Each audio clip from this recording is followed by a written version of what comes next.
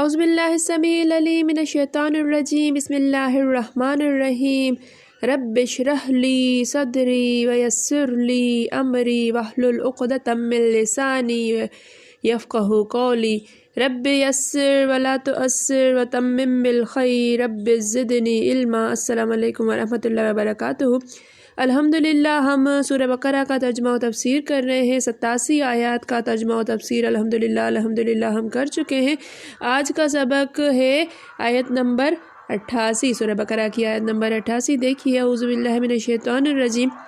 وقالوا قلوبنا غلف، اور قالو انہوں نے کہا، قلوبنا قلب کی جمع ہے قلوب، دل نہ ہمارے دل غلف پردے میں ہے۔ پردہ غلف کہتے ہیں پردے کو، اور انہوں نے کہا کہ ہمارے دل پردے میں ہیں، یعنی ہمارے دلوں پر بس پردہ ہے۔ بلکہ لعنہم اللہ، اللہ کی لعنت، بکفرہم، بے سے یعنی وجہ سے، کفرہم ان کے کفر کے سبب، ان کے کفر کی وجہ سے، فقلیلاً پس قلیلاً تھوڑے سے ہیں، ما یؤمنون جو ایمان لاتے ہیں، ما جو یؤمنون ایمان لاتے ہیں۔ اور انہوں نے کہا کہ ہمارے دل پردے میں ہیں، اور کہتے ہیں ہمارے دل پردے میں ہے، نہیں بلکہ اللہ نے ان کے کفر کے سبب ان پر لعنت کر رکھی ہے، بس یہ تھوڑے ہی پر ایمان لاتے ہیں۔ دونوں معنی کر سکتے ہیں اس کے، کہ تھوڑے سے ہیں جو ایمان لاتے ہیں، یا پھر تھوڑے پر ایمان لاتے ہیں۔ اب غلف کیا چیز ہے، غلف کا کیا معنی ہے؟ وہ کہتے ہیں کہ ہمارے دلوں پر پردے پڑے ہوئے ہیں، غلف ہے۔ تو غلف کے معنی یہودیوں کا ایک قول یہ بھی تھا کہ ہمارے دلوں پر غلاف ہیں، یعنی یہ علم سے بھرپور ہیں، اب ہمیں نئے علم کی کوئی ضرورت نہیں۔ اس لیے جواب ملا کہ غلاف نہیں ہے، بلکہ لعنت الہیہ کی مہر لگی ہوئی ہے، مہر لگ گئی ہے، ایمان نصیب ہی نہیں ہوتا۔ غلف کو غلفن بھی پڑھا گیا ہے۔ اچھا، یہاں پہ جو خلف لکھا ہے نا، یہ اس کی ایڈیٹنگ کی جو ہے وہ کچھ غلطی ہے، ورنہ یہ غین ہے، غلف ہے، کتاب کے اندر بھی غلف ہے، یعنی یہ علم کے برتن ہیں۔ قرآن مجید میں ایک اور آیت جو ہے سورہ فاصلات کی آیت نمبر 41 میں ہے کہ وقالو قلوبنا فی اکنہ، اور انہوں نے کہا کہ ہمارے دل جو ہیں وہ ایک برتن ہے، یعنی جس چیز کی طرف تم ہمیں بلا رہے ہو اس چیز سے ہمارے دل پردے اور آڑ میں ہیں، اور ہمارے دلوں کے درمیان پردہ ہے، آڑ ہے، ان پر مہر لگی ہوئی ہے، وہ اسے نہیں سمجھتے، اسی بنا پر وہ نہ اس کی طرف مائل ہوتے ہیں، نہ اسے یاد رکھتے ہیں۔ یعنی یہ جو وہ کہتے ہیں نا کہ بس تمہارا علم جو ہے وہ ہمارے پاس آ ہی نہیں سکتا ہے، ہمارے دل بھرے ہوئے ہیں، بالکل پر ہیں، اب جو ہے وہ ان پر پردہ آ گیا ہے، تمہارا علم ہمارے کسی کام کا نہیں، ہمارے پاس اتنا علم ہے کہ ایکسٹرا علم کی ہمیں ضرورت ہی نہیں ہے۔ اللہ تعالیٰ کہتے ہیں نہیں، ایسا کچھ نہیں ہے، بلکہ اللہ تعالیٰ نے تم پر لعنت کی مہر لگا دی ہے، اس مہر کے سبب اب تمہارے دل میں یہ علم جا ہی نہیں سکتا۔ حدیث میں بھی ہے کہ بعض دل غلاف والے ہوتے ہیں جن پر اللہ تعالیٰ کا غضب ہوتا ہے، یہ کفار کے دل ہوتے ہیں۔ سورہ نساء میں بھی ایک آیت اسی معنی کی ہے کہ وقالو قلوبنا غلف۔ تھوڑا ایمان لانے کے ایک معنی تو یہ تھوڑا سا ایمان۔ اب دیکھو غلف کا یہاں تک آ گیا کہ غلف کیا چیز ہے، کہ وہ کہتے ہیں کہ پردے میں ہیں ہمارے دل، ہمارے لیے اتنا ہی کافی ہے، ہمیں مزید کی ضرورت نہیں ہے۔ ابھی بھی جو ہے وہ اکثر کفار کو اگر دین کی تعلیم دی جائے یا دین کی طرف دعوت دی جائے تو ہمارے لیے یہ کافی ہے، ہمیں جو ہے آگے کسی چیز کی ضرورت نہیں ہے۔ تو یہ خاص کفار کے لیے ہے کہ ان کے دلوں پر پردے پڑے ہوئے ہیں، اللہ تعالیٰ نے ان کے دلوں پر مہر لگا دی ہے، اب وہ آگے نہیں بڑھیں گے۔ فقلیلا ما یؤمنون، اس کا کیا معنی ہے؟ تھوڑا ایمان لانے کا ایک تو معنی یہ ہے کہ ان میں سے بہت کم لوگ ایماندار ہیں، اور دوسرے معنی یہ بھی ہیں کہ ان کا ایمان بہت کم ہے، یعنی قیامت، ثواب، عذاب وغیرہ کا قائل۔ حضرت موسیٰ پر ایمان رکھنے والے تورات کو اللہ تعالیٰ کی کتاب مانتے ہیں، مگر اس پیغمبر آخر زمان صلی اللہ علیہ وآلہ وسلم کو مان کر اپنا ایمان پورا نہیں کرتے۔ تھوڑا سا علم ایمان ہو گیا نا ان کا۔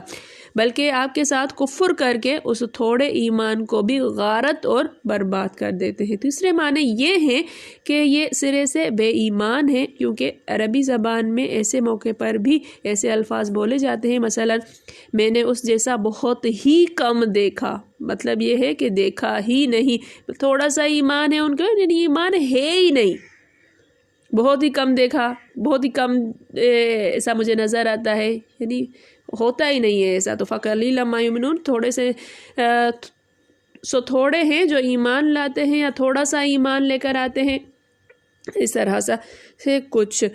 آج کے لیے ایک آیت کافی ہے، انشاءاللہ کل جو ہے وہ یہ والی آیت کریں گے۔ آج اگر یہ والی آیت کرتے ہیں تو سبق تھوڑا سا لمبا ہو جائے گا، طبیعت بھی تھوڑی اچھی نہیں ہے، گلا پھر سے زکام بخار والا وہ کیفیت آ گئی ہے، موسم چینج ہو گیا ہے۔ اللہ تعالیٰ آپ سب کو اپنے حفظ و امان میں رکھے، اللہ تعالیٰ ہم سب کو اپنے حفظ و امان میں رکھے، صحت و عافیت والی زندگی عطا فرمائے، سب کو موسم کی سختیوں سے بچائے اللہ تعالیٰ۔ یہاں کی ہم سختیاں برداشت نہیں کر سکتے ہیں، آخرت کے معاملات پتہ نہیں کیسے ہوں گے، قبر کے معاملات، پھر آخرت کے معاملات، پھر قیامت کے معاملات۔ اللہ تعالیٰ ہم سب کو محفوظ رکھے، اللہ تعالیٰ ہمیں اتنی توفیق عطا فرمائے کہ ایسے اعمال کریں کہ ہماری آخرت اچھی ہو جائے، ہمارے آخرت کے تو سنوارنے کا ہمیں یہیں پر موقع مل جائے، بعد میں ہم یہ نہ کرتے پھریں، یا ہم جو ہے بعد میں انتظار قبر میں نہ کریں کہ ہمارا کوئی پیارا ہمیں کوئی ایصال ثواب کرے تو وہاں سے ہمیں کچھ مل جائے اور ہم رحمت کے کچھ ذرات جو ہے وہ چنتے پھریں۔ ایک بار میں کتاب روح سے پڑھ رہی تھی کہ قبرستان کے مردے جو ہے وہ باہر نکل کر رحمت جو ہے وہ ستاروں کی صورت میں یا چمک کی صورت میں برس رہی ہوتی ہے، اور وہ اس کو چن رہے ہوتے ہیں۔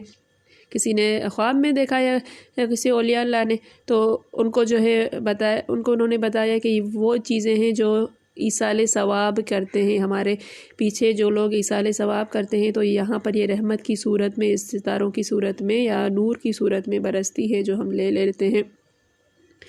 تو کوشش کیجئے کہ اللہ تعالیٰ ہم خود اپنے لیے بھی اور اپنے جو چلے گئے ہیں ان کے لیے بھی جتنا بھی پڑھا کریں، جتنا بھی آپ نیکیاں کرتے ہیں، حتیٰ کہ کسی کی طرف مسکرا کر دیکھنا بھی ظاہر صدقہ ہے، تو اس کا ثواب بھی بڑوں کو، اپنے بڑوں کو، تمام ارواح کو بخش دیا کریں۔ بخشنے کا طریقہ آج آپ کو جو ہے وہ تھوڑا سا بتاتی ہوئی چلوں کہ نبی کریم حضرت آدم علیہ السلام، سب سے پہلے تو نبی کریم صلی اللہ علیہ وآلہ وسلم کے دربار میں ہم ہدیتاً تحفتاً عاجزی و انکساری کے ساتھ اس ثواب کو پیش کرتے ہیں، کیونکہ ہم اس لائق نہیں ہے کہ ہم جو ہے وہ ایصال ثواب کر سکیں، ہم تو ایک ہدیہ نذرانہ پیش کرتے ہیں حضور کی خدمت میں، اللہ تعالیٰ قبول فرمائے۔